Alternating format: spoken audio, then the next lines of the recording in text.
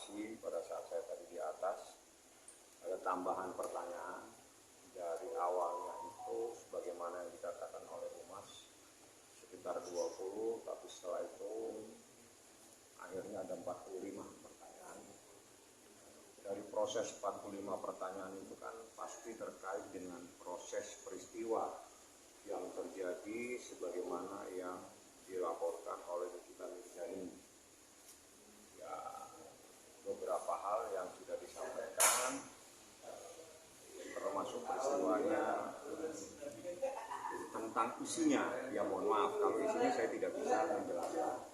Yang jelas dia diperiksa sebagaimana yang ditentukan, dia didampingi oleh keluarganya.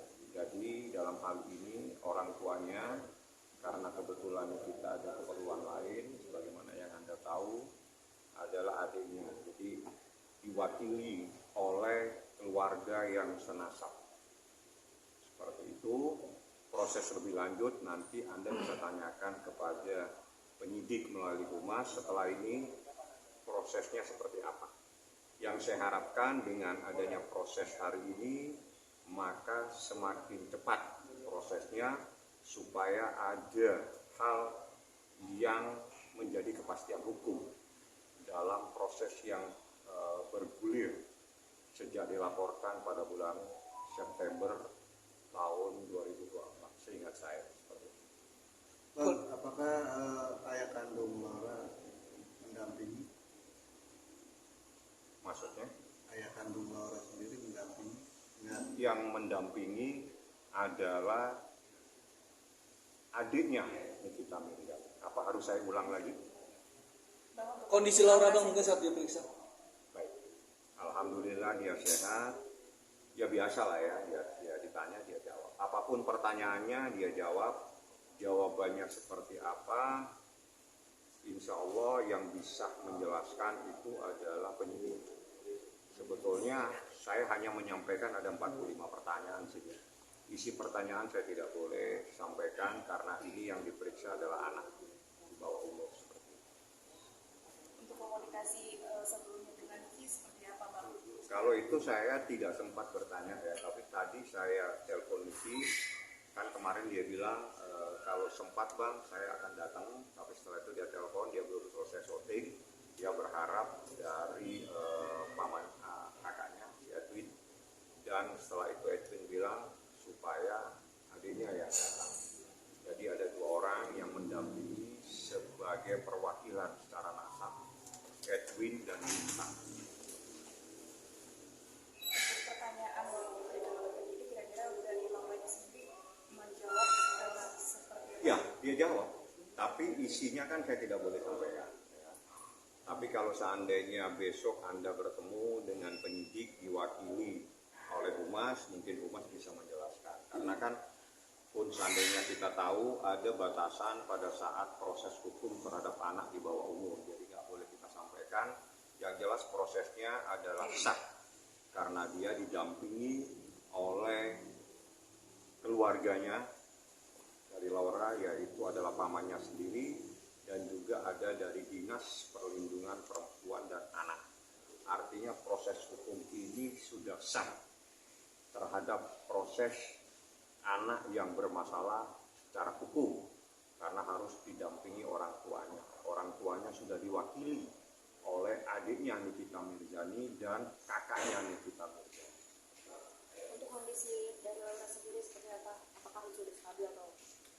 Kalau saya bukan ahli di bidang membaca seseorang stabil dan tidak stabil. Coba mungkin Anda tanyakan kapan proses hukumnya.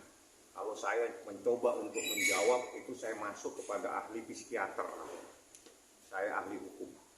Bang, kalau misalnya dilihat dari Bapak, apakah ada penyesalan bisa kenal dengan WA? Kalau Anda ketemu Laura nanti Anda tanyakan.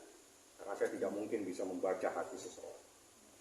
Tapi dari 45 itu jawabannya Laura menguatkan laporan Niki atau seperti apa? Itu kan pokok perkara. Jawabannya nanti pada saat sidang Anda akan tahu semua apa yang ada di dalam jawaban tersebut. Karena nanti pada saat proses, saya berbicara proses ya, saya tidak perkara ini. Dalam sebuah proses di pengadilan, ada yang namanya berkas perkara. Berkas perkara itu terdiri dari pemeriksaan para saksi semua dan juga dilampirkan barang bukti. Nah, di situ apa yang saksi sampaikan, jelaskan, terangkan, semuanya ada secara lengkap.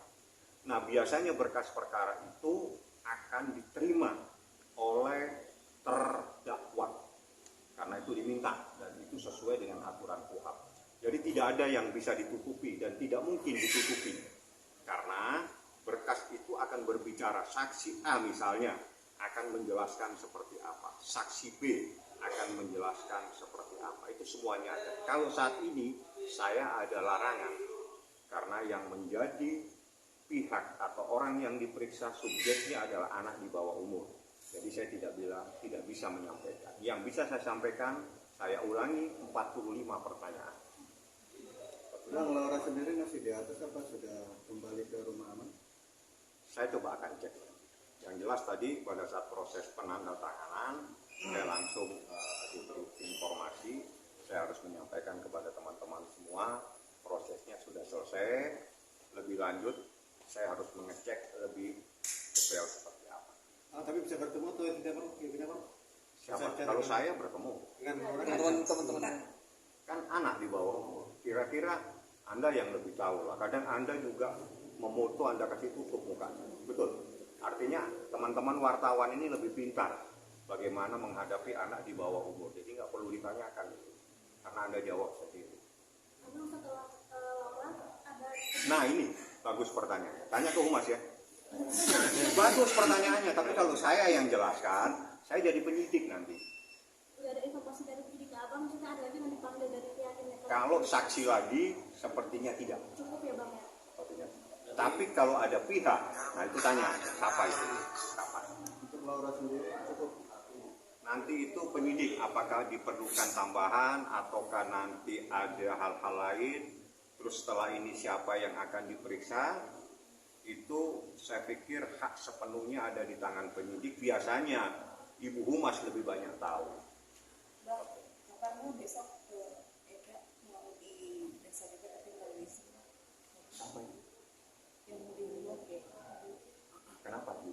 Ada apa? Minta keterangan. Yang meminta keterangan, apa penyidik? Ya, yang mengajukan itu dari pihak mana? Nah, terus Ya, abang udah tahu info tersebut. saya nggak tahu caranya bagaimana. Ya, Zoom katakan. Biasanya yang memang sidang perdata. Memang ini sidang, bukan? Saya tahu ya. Menurut hukum, proses pemeriksaan terhadap seseorang itu setelah diperiksa semua, ada namanya berita acara pemeriksaan. Di dalam berita acara pemeriksaan itu ada yang namanya tanda tangan kecil, namanya paraf. Pada saat tanda paraf, habis itu semua diparaf semua, baru tanda tangan. Pertanyaan saya, apakah bisa menandatangani melalui handphone? Satu. Yang kedua, tanda tangannya harus basah.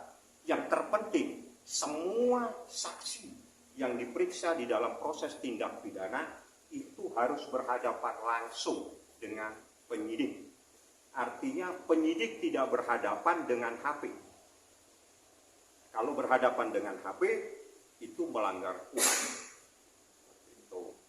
Ya, ada proses. Saya tidak akan berbicara secara pidana.